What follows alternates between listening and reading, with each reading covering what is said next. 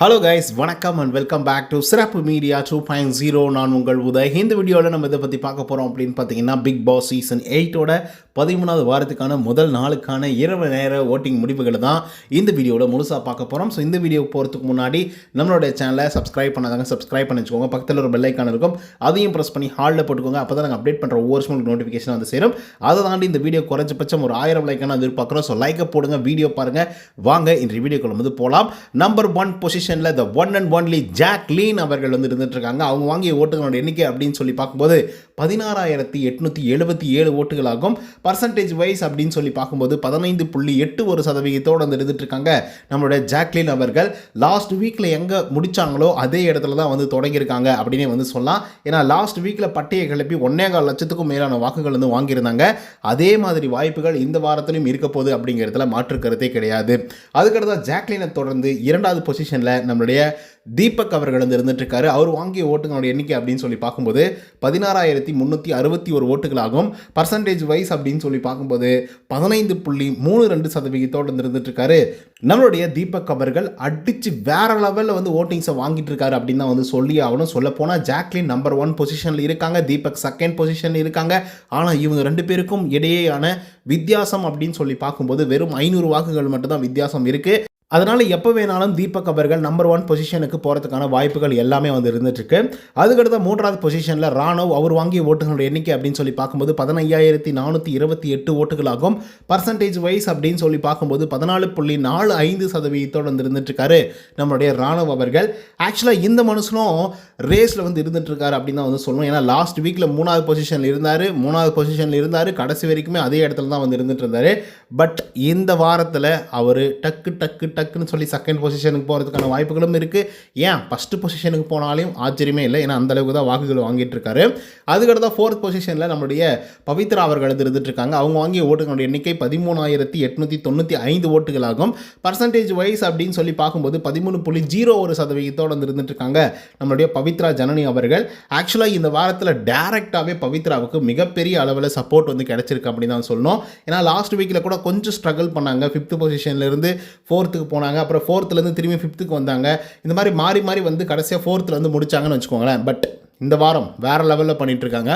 அதுக்கடுத்து 5th பொசிஷனில் விஜய் விஷால் அவர்கள் வந்து இருந்துட்டு இருக்காரு. அவர் வாங்கிய ஓட்டுகளோட எண்ணிக்கை அப்படின்னு சொல்லி பார்க்கும்போது 12,274 ஓட்டுகளாகும். பர்சன்டேஜ் வைஸ் அப்படின்னு சொல்லி பார்க்கும்போது 11.5% வந்து இருந்துட்டு இருக்காரு நம்மளுடைய விஜய் விஷால் அவர்கள். ஸோ விஜய் விஷால் அவர்களுக்கு ஒரு நல்ல வாக்குகள் டைரெக்டாகவே அதுவும் இந்த வாரத்தோட தொடக்கத்திலே வந்து கிடச்சிருக்கு. இதுவே கண்டினியூ ஆச்சு அப்படின்னா மேபி இந்த மனுஷன் எவிக்ட் ஆக மாட்டார், இல்லை அப்படின்னா ரொம்ப கஷ்டம்தான்.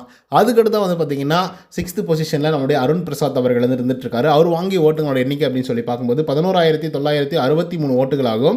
பர்சன்டேஜ் வைஸ் அப்படின்னு சொல்லி பார்க்கும்போது 11.21% வந்து இருந்துட்டு இருக்காங்க நம்மளுடைய அருண் பிரசாத் அவர்கள்.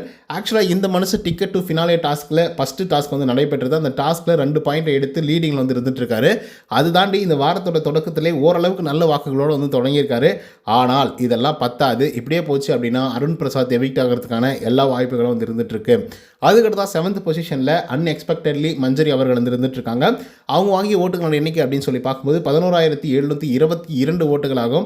பர்சன்டேஜ் வைஸ் அப்படின்னு சொல்லி பார்க்கும்போது 10.98% வந்து இருந்துட்டு இருக்காங்க நம்மளுடைய மஞ்சரி அவர்கள். லாஸ்ட் வீக்கில் செகண்ட் பொசிஷனில் இருந்த மஞ்சரி இப்போ வந்து பார்த்திங்க அப்படின்னா 7th பொசிஷனுக்கு தள்ளப்பட்டிருக்காங்க. இதுக்கான ரீசன் என்னவா இருக்கும் அப்படிங்கிறத பற்றி கொஞ்சம் லேட்டராக வந்து டிஸ்கஸ் பண்ணலாம். அண்ட் உங்களுக்கு ஏதேனும் தெரிஞ்சுது அப்படின்னா கண்டிப்பாக கமெண்ட்ஸ் வந்து பதிவு பண்ணுங்கள், நானும் வந்து படித்து தெரிஞ்சுக்கிறேன். அதுக்கடுத்து 8வது பொசிஷனில் யார் இருக்காங்க அப்படின்னு பார்த்தீங்கன்னா நம்மளுடைய ரயான் அவர்கள் இருந்துட்டு இருக்காரு. அவர் வாங்கிய ஓட்டுகளோட எண்ணிக்கை அப்படின்னு சொல்லி பார்க்கும்போது 8,243 ஓட்டுகளாகும். பர்சன்டேஜ் வைஸ் அப்படின்னு சொல்லி பார்க்கும்போது 7.72% வந்து இருந்துட்டு இருக்காரு நம்முடைய ரயான் அவர்கள். ஆக்சுவலாக இந்த மனுஷனுக்கு ஆரம்ப காலகட்டத்திலேருந்தே பெருசாக வந்து ஓட்டிங்ஸ் அப்படிங்கிறதெல்லாம் வராது. இந்த நாமினேஷன் ப்ரீஃபாஸு அதுக்கப்புறம் நிறைய இவரை விட ரொம்ப மோசமான கண்டஸ்டன்ட்லாம் உள்ளே இருந்ததுனால ரயான் இத்தனை காலங்கள் வந்து பார்த்திங்கன்னா காப்பாற்றப்பட்டு உள்ளே வந்து இருந்துகிட்ருக்காரு. அதை தாண்டி ரயானுக்கு வந்து ஒரு கிளாரிட்டி வந்து இருந்துகிட்ருக்கு. கேமை எப்படி அணுகணும் அப்படிங்கிறது வந்து தெரியும். ஃபிசிக்கலாகவும் வேறு லெவலில் கேம் ப்ளே பண்ணிகிட்ருக்காரு. ஸோ நல்ல ஒரு பர்ஃபார்மர் தான், அதில் எந்த விதமான மாற்று கருத்துமே கிடையாது. பட் பெருசாக அப்ரிஷியேஷன் வந்து கிடைக்கலையோ அப்படிங்கிற மாதிரி வந்து தோணுது. பட் இதே கண்டிஷன் போச்சு அப்படின்னா கண்டிப்பாக ரயான் அவர்கள் எவிக்ட் ஆகலாம். ஒருவேளை நாமினேஷன் ப்ரீஃபாஸ் அப்படிங்கிற மாதிரி இந்த டிக்கெட் டு ஃபினாலே டாஸ்க்கை வந்து வெற்றி பெற்றாரு அப்படின்னா கண்டிப்பாக டைரெக்டாக ஃபைனல் போகிறதுக்கான வாய்ப்புகள் வந்து இருந்துகிட்ருக்கு. ஆக்சுவலாக அந்த மனுஷன் பயங்கர ஹார்ட் ஒர்க் வந்து போட்டுட்ருக்காரு. எப்படியாவது இந்த டிக்கெட் டு ஃபினாலே டாஸ்க் வந்து வெற்றி பெற்றணும், நம்ம வந்து உள்ளர போயிடணும் ஃபைனல் ஸ்டேஜுக்கு அப்படிங்கிற மாதிரி. ஸோ அது ஆக்சுவலாக சொல்லப்போனால் அது பயங்கர மும்பரமாக ஒர்க் பண்ணிகிட்ருக்காரு சொல்லப்போனால். பட் ஃபஸ்ட்டு டாஸ்கில் பெருசாக யாருமே எதுவுமே வந்து பர்ஃபார்மன்ஸ் வந்து பண்ண அந்த பிளைண்ட் ஃபோல்ட் அப்படின்னு சொல்லிட்டு ஒரு டாஸ்க் வந்து கொடுத்துருந்தாங்க. அதனால் அந்த டாஸ்க் ஒன்றும் அவ்வளோ சுவாரஸ்யமாக கூட இல்லை. அதனால தான் ப்ரோமோக்களில் கூட வந்து போடல.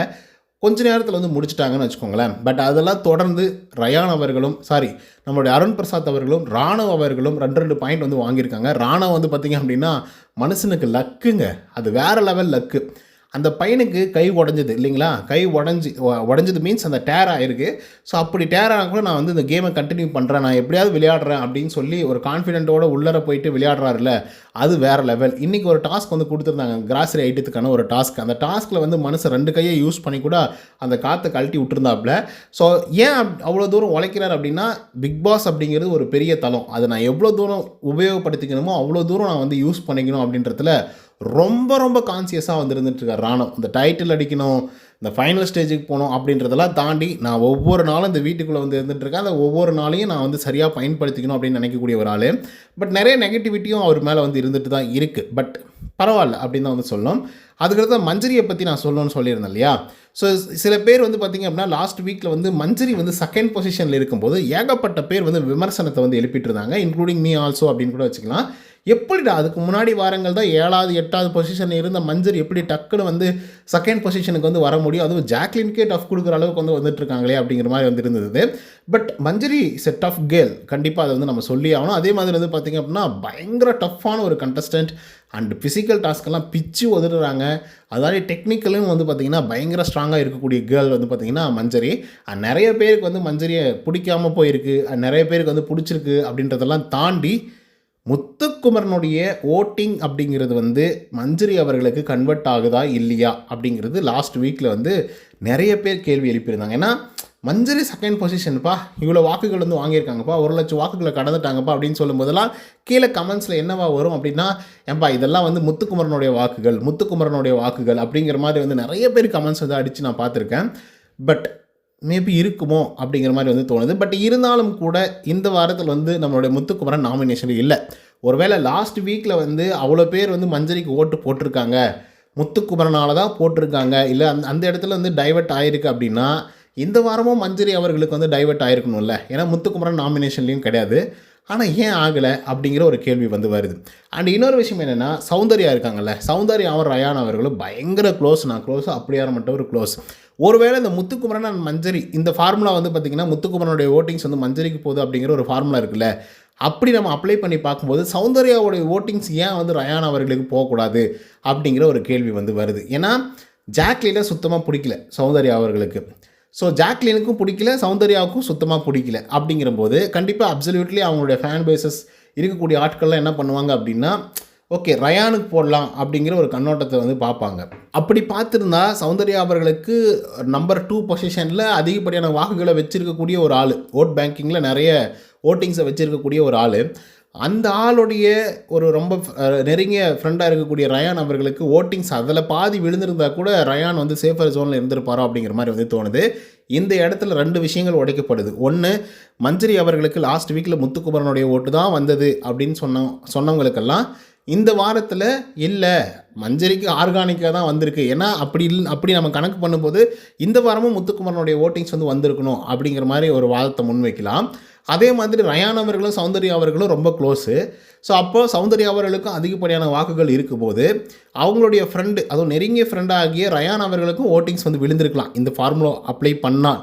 ஆனால் விழலை அப்படிங்கிறபோது ஆர்கானிக்காக தான் மக்கள் வந்து தேர்ந்தெடுத்து இந்த வாரத்தில் என்ன பண்ண போகிறாங்க, இந்த வாரத்தில் என்ன செஞ்சிட்ருக்காங்க அப்படிங்கிறத பொறுத்து தான் ஓட்டிங்ஸ் அப்படிங்கிறத வந்து போடுறாங்களோ அப்படிங்கிற மாதிரி வந்து தோணுது.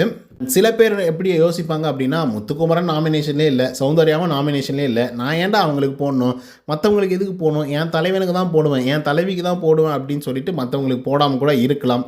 ஸோ அதெல்லாம் வந்து பார்த்திங்க அப்படின்னா கன்சிடரபிள் தான் இந்த பாயிண்ட்ஸ் எல்லாமே.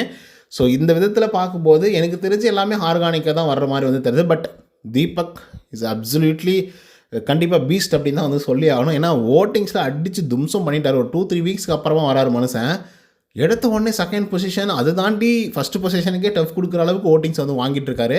ஸோ இதை பற்றின உங்களோட கருத்துக்கள் என்ன அப்படிங்கிறத கமெண்ட்ஸில் சொல்லுங்கள். இந்த வீடியோ மூலமா யார் யார் எந்தெந்த பொசிஷனில் இருக்காங்க, யார் எவ்வளோ ஓட்டிங்ஸ் வாங்கியிருக்காங்க அப்படிங்கிறத டீட்டெயிலாக பார்த்தோம். ஸோ இந்த வீடியோ பிடிச்சிருந்தா லைக் அண்ட் சப்ஸ்கிரைப் பண்ண மறந்துடாதீங்க. நன்றி, வணக்கம்.